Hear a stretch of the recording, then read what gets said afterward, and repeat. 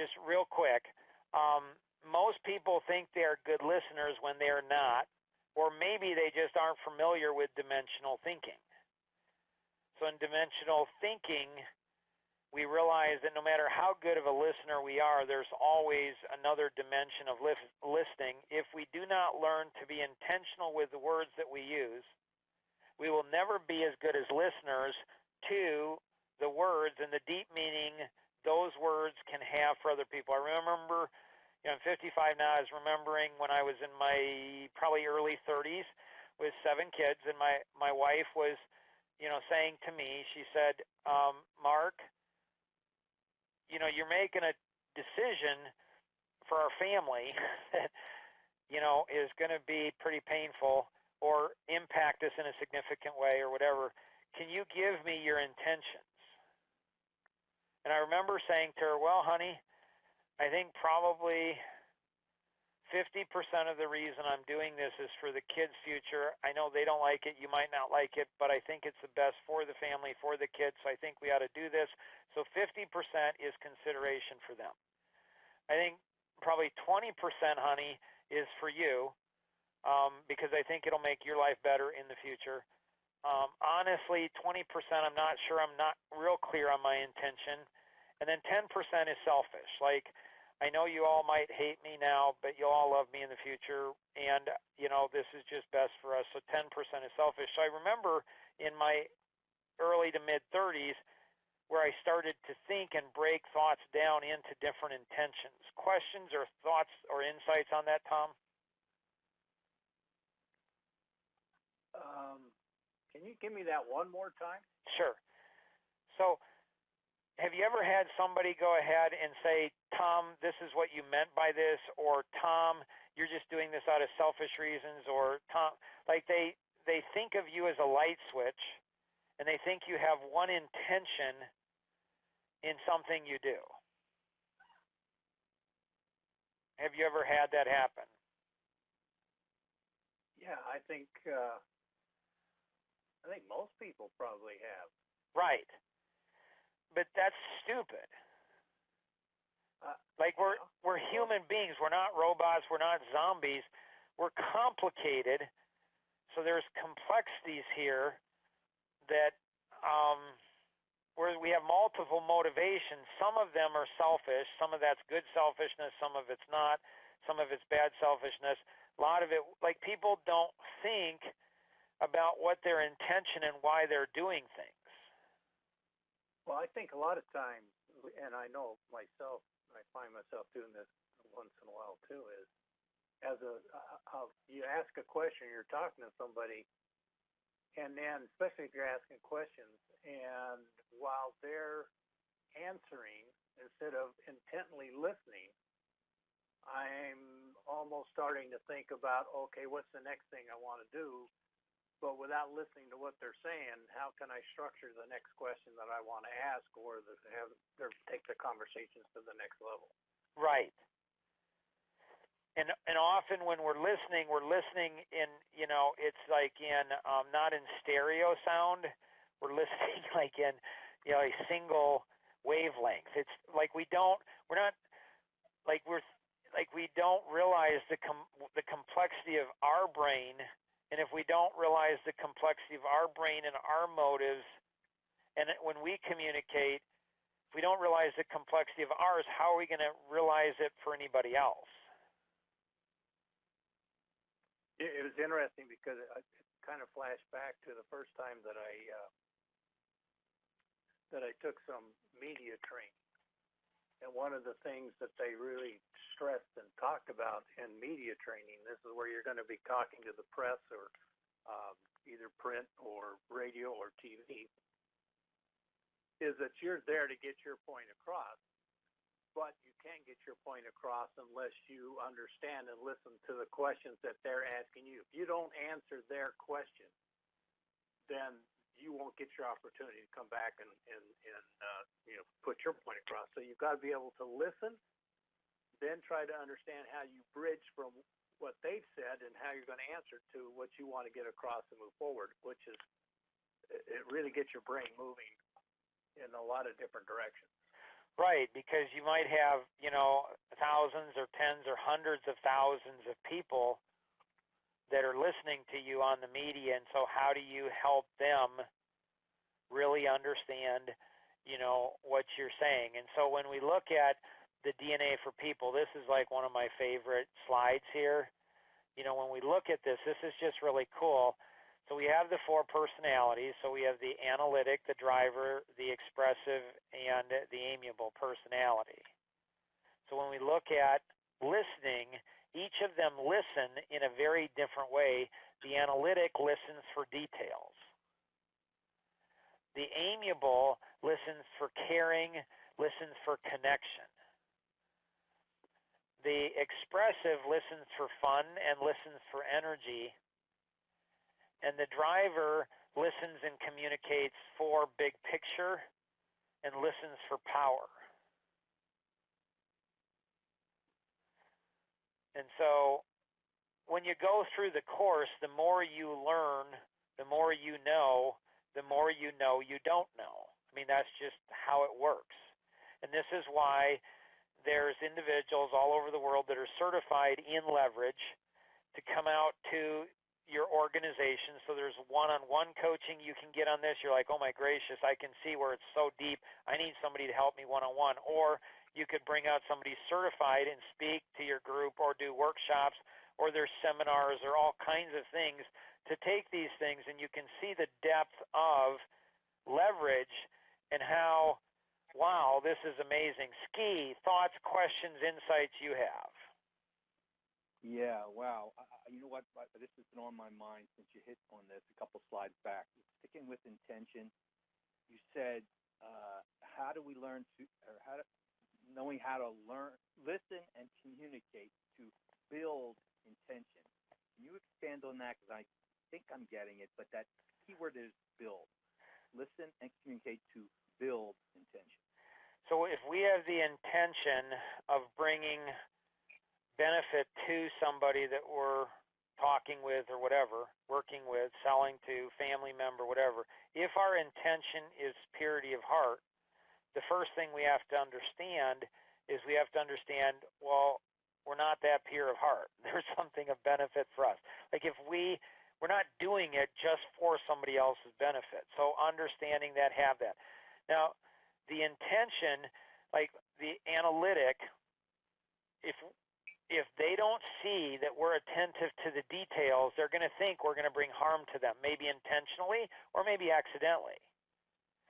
If the amiable doesn't see that we're going to disrupt the situation, that's going to create conflict, but we're not creating conflict to bring harm to somebody. We're creating conflict to keep people's jobs, to help people move to another dimension, to forge deeper relationships. So yes, we're aware that there will be conflict, but it's not evil. It's not for bad. Yes, it'll hurt a little bit, but it's going to help a lot more. If we don't communicate that, and the drivers have the hardest time communicating that. The expressives have the hardest time communicating trust to the analytic. For the expressive, the analytic will tend to, communicate the details, and the expressive is like, this person doesn't have my intention, like they have intention of boring me or killing me with the details. They're not considerate of me, they're going to kill me because I hate details. And so the analytic is thinking they're communicating positive intention, but the expressive personality is feeling pain.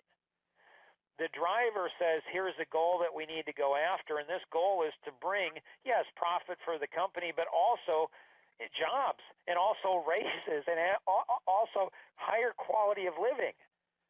And so if they have a hard time communicating, so when it's the opposite personality, and even different personalities, all three of these personalities, the analytic, driver, and amiable, have a hard time communicating to the expressive, and the expressive has a hard time communicating to the other three, just the same as all.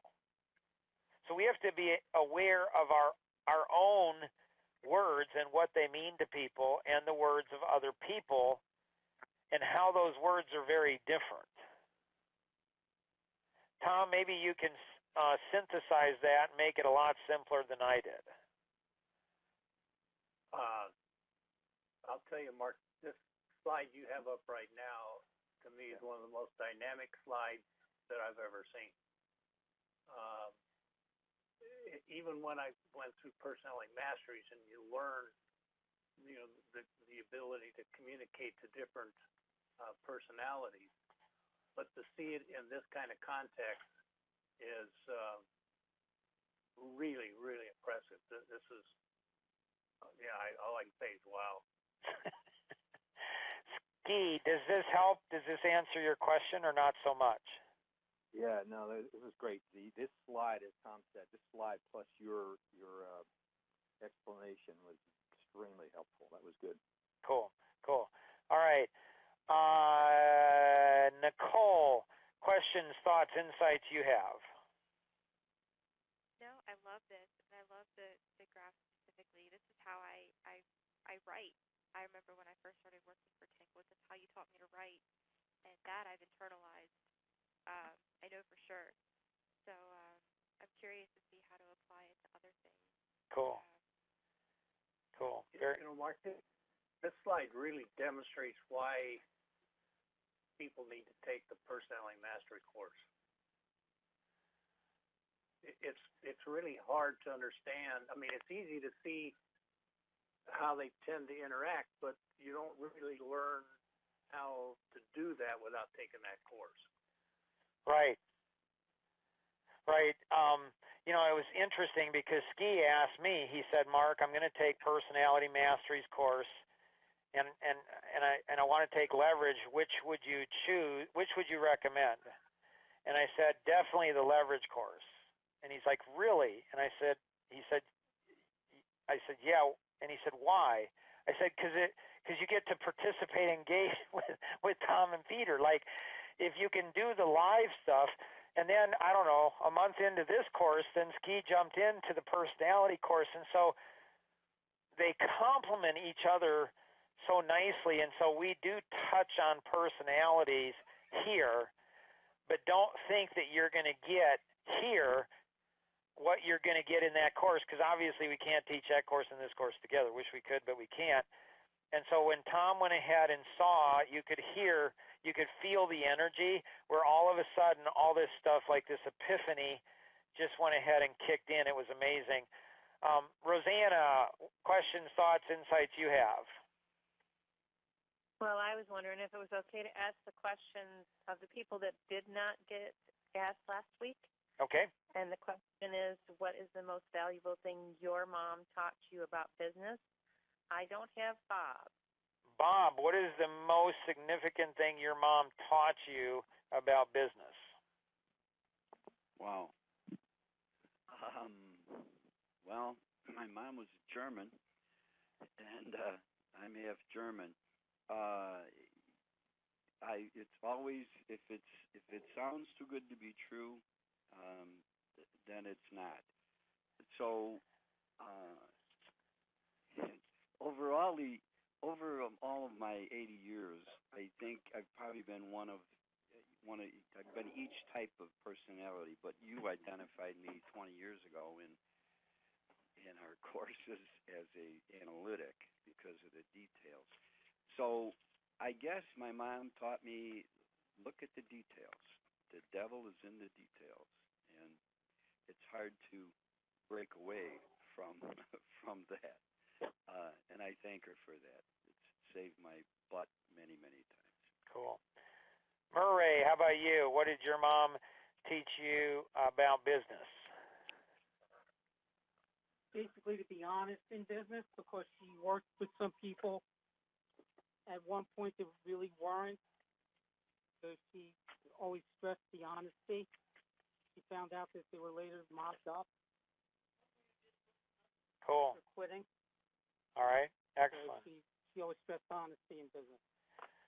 Elise, what did your mom teach you about business?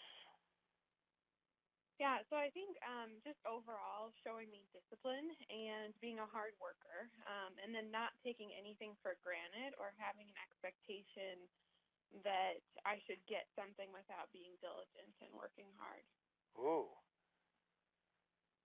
Tom, we need to take that and capture that and somehow infuse that into the entire educational system, don't we? I think so. Wow.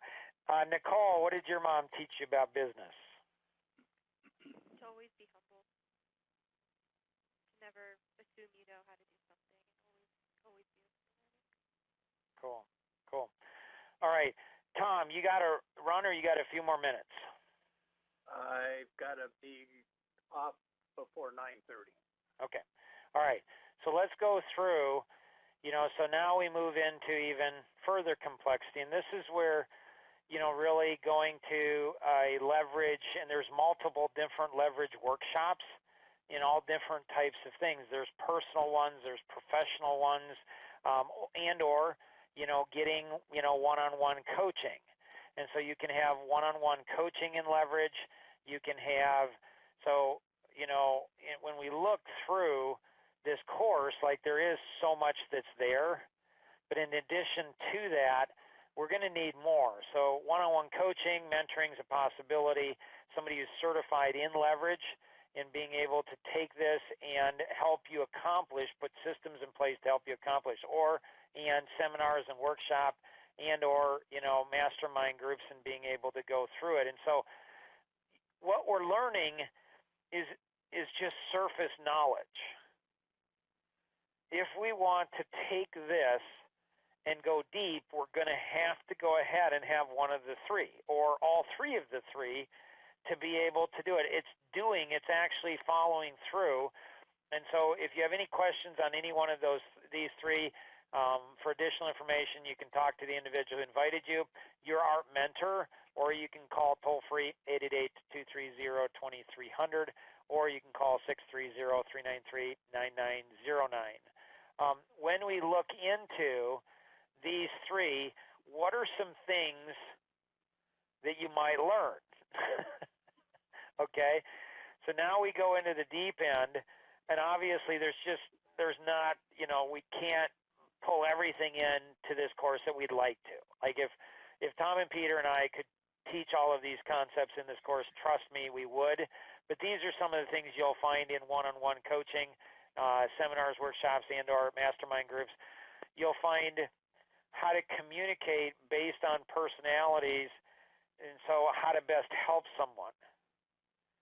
When you help other people properly, intentionally, in the right way, based on their personalities, so each of the different personalities like to be helped in very different ways. How we see the world.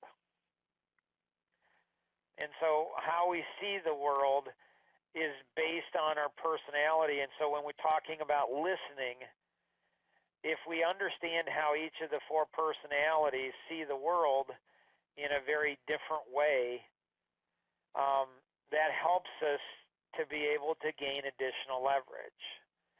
How to best communicate based on somebody's personality, that helps us. And again, coaching, seminars, workshops, mastermind groups, those. How to better communicate.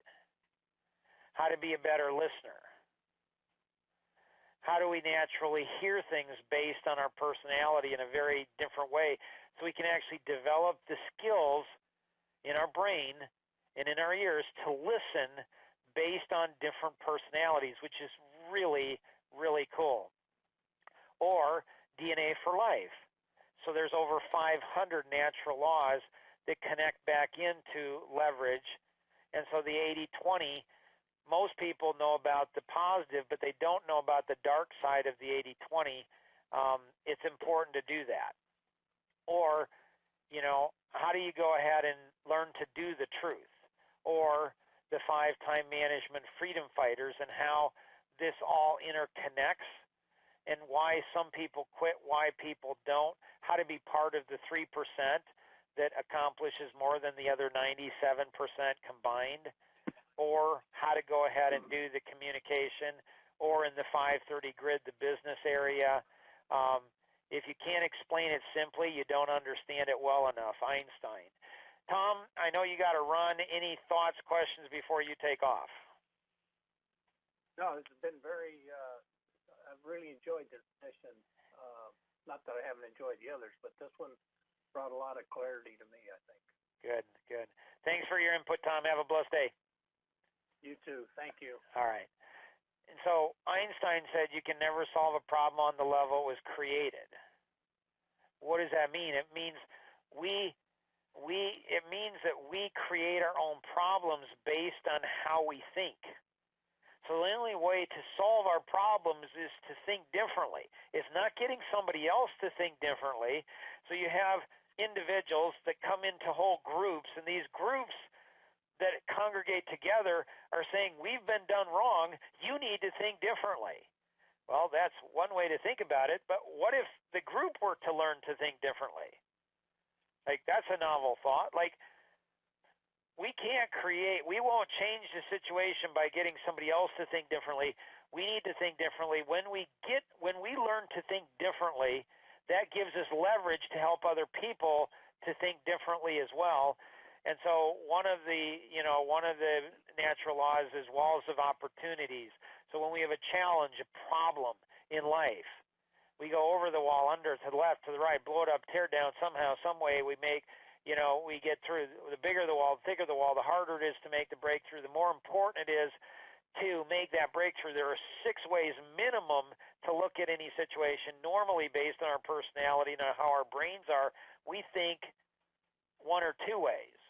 And we're missing out potentially on the very best ways.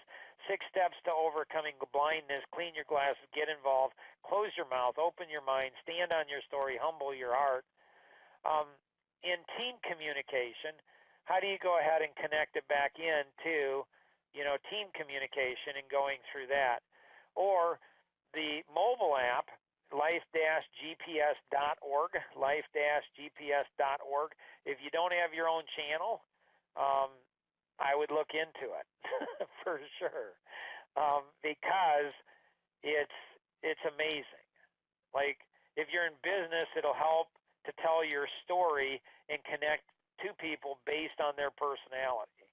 I mean, it's magical. If you're a nonprofit organization, it'll help you raise funds. It'll help you to get your message out. Just personally, it's fun to have your own channel. They're very inexpensive to do, and you can go ahead and share it. Now, the personality mobile app, life-gps.org, is free, so you can just do that. But if you want your own channel, there's a small investment. Some great books I would encourage you to read at Thomas Jefferson Education. So much is in there. Good to Great by Jim Collins and Outliers by Malcolm Gladwell helps us to learn to think differently, and learning to think differently is, what gives us leverage. Anyone have any other final closing thoughts, insights, anything at all that you'd like to cover before we wrap up today's lesson? Yeah, I've got a question. Yeah. So when we're talking about asking if we don't ask the right questions and we don't listen, we don't have the mutual benefit for leverage. So how can you design almost like a self-selecting message to your client based on everything we've been talking about? Well, you want to look at in the 530 grid, your box 1 is going to be identify targets. Box 6 is going to be group people and messages together. So typically what you're going to do is you're going to group your messages together. You're going to group your targets in, gender, maybe age, maybe ethnic, different types of demographics. So the different demographics, if you get a like-minded group of people, then you're going to be able to craft a message more specifically for them. If you're doing a B2B message, what's in business is the global message is earn more money, work less hours, have less stress. So that's global for everyone. For B2C, business to consumer, human beings, it's the same things. How can I earn more, work less, have less stress? How can I fulfill my life vision? How can I be happy? How can I improve relationships? And so globally, it's that. But until people learn different personalities, what turns one personality on will turn another personality off. What gives one personality pleasure will give another personality pain. And we tend to like people, as we said before, who are like us, and we tend to fall in love with people who are opposite of us. So there's something built within human beings to be attracted to pain when you think about it. But that pain is not necessarily bad pain. It's forcing us to grow, to learn to think in a very different way than we normally think. Does that make sense, Nicole? Yeah, that makes sense. Great question. Other questions? You know, there is you're listening to somebody, and not necessarily in this context, but just talking and trying to figure out how you can help them. And they'll make a comment that really hits you, and you're thinking, oh, that's it. There it is. And yet they're in the middle of their story. And so now you're thinking about that point. God, don't let me forget that point. And the result is you don't hear the rest of it. Or you say, I got to listen to the rest of the story. And then you're off on a different, at the end you say, what was that point I was trying to think of? Is that just me, or is that a common situation? That is common. That is very common. Would you like to ask another question? Would I like to? Uh-huh. Yeah. How do you resolve it? Right. Like that's it. So if Bob asks the question, is that unusual? No, everybody goes through that. He feels good because he's not alone in that. But he doesn't solve the problem. Exactly. But if he asks a question, like how do you solve that problem? We have 2 minutes here. Does anybody have a short answer on how to solve that problem? Okay, here's how I found out how to do that, Bob. It created a significant, so it somehow awakened, lightened, turned on some type of synapse in your brain. Like it was like, oh my gracious, that's amazing. Right. Mm-hmm. So what you do is you go ahead and do a mental bookmark. So you think about why was that instantly. Like the first time you might miss everything else they're saying, but over time your brain will advance to where that mental bookmark, you might jot it down, a keyword or something like that. So you create a mental bookmark on that particular topic, and then you're able to listen, and you can learn how to do that within seconds. Okay. And once you get good at that, you'll be able to have 3, 4, 5 conversations all going at the same time, and there's what's called there's open loops. And so it's a mental exercise. It's a mental exercise that you can go through. And so there's a coffee connection, actually, Bob, I think in your area. So shoot me an email, and I'll get that out to you. That group is amazing for developing the skills because there'll be 5, 6 different open loops, conversations all going at the same time. And so it's a mental exercise of strength in how to strengthen ourselves to be able to make that mental bookmark, listen very intently, and then at the end, come back to those mental bookmarks to be able to go through it. Make sense or help a little bit at least? Yep. Yeah, it does. Good. All right, so if you're listening to the rebroadcast of this, like you can see, hopefully, like everybody in our lives should go through this, right? Friends, family. I mean, this is a phenomenal course. And because, it's through Life Masteries Institute, they're a nonprofit organization, it's really reasonably priced. Especially when you look at what college tuition costs and courses at college cost, like this is a life-changing course. And so think about who else do you have in your life that would absolutely like, wow, like I've got to go through this. And then, It may be live sessions. You can put your own mastermind group on. There's a whole bunch of different things where you can facilitate other people going through this. You can become certified as a coach in leverage.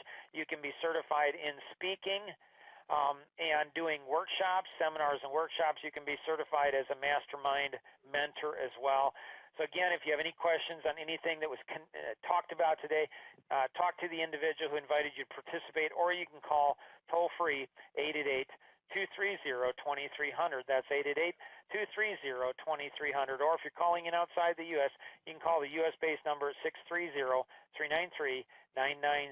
That's 630-393-9909. And always remember, we can accomplish so much more together than we ever could on our own. God bless and have an amazing day. Bye-bye.